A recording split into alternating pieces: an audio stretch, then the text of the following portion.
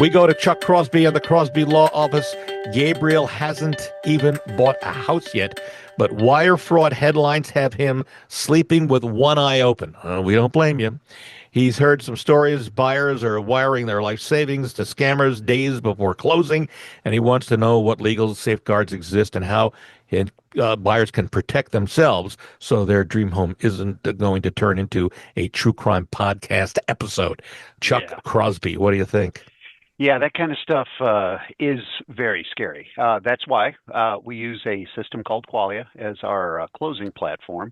And in it, using a variety of different formats, it will transfer those wiring instructions securely, and you know you've got the right wiring instructions. The problems arise when people don't pay attention to that.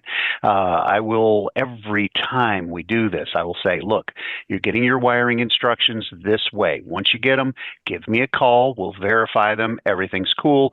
Do not deviate. Then what happens is somebody gets involved, somebody, hacks into a realtor's email or some such thing and sends them oh, hey, we have a problem. Send it to here. And then they go and send it there. Had they not deviated, then there would be no problem. Now, knock on wood, we haven't had that issue, although every day we have people trying to create that issue. I literally sat in a closing and had the listing agent and the seller right there. I come back, we're going to cut checks. I always update the title just before we hand out checks. And then I got an email, presumably from the realtor saying, hey, we need you to wire the seller's proceeds to this wiring address. So I walked in and I said to the realtor, I said, hey, you want me to wire the funds? And she said, I don't know what you're talking about. So that's usually how that pops up, is you get an email unsolicited saying, hey, deviate from the norm. Whenever you see that, don't. Yep.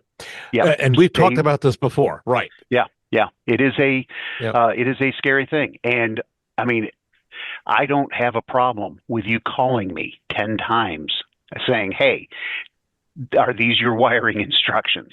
But there's tips. If you get an email that says, hey, send the money here, well, you want to verify that, but you don't verify it with the information off of the email. You can look and see who's sending it, because, it'll always be some kind of crazy sender. Just hover over that and see what you get. But go to a third-party source, find the phone number, and then call them and say, hey, want to verify, and then go that route. There are all kinds of people out there trying to capitalize with the AI stuff. They can make all kinds of requests look real. Always verify from a third-party source. Good advice. We keep getting this question. It's important that we continue to get the word out there. A reminder, you can see a rebroadcast of this show, not only see it and hear it, by going to LouisvilleAnswers.com. That's a redirect to our YouTube channel, LouisvilleAnswers.com. Also, if you'd like to see some of the reviews that our sellers give us at the closing table, I try to do interviews whenever I can. You can go to LouisvilleSellersTalk.com.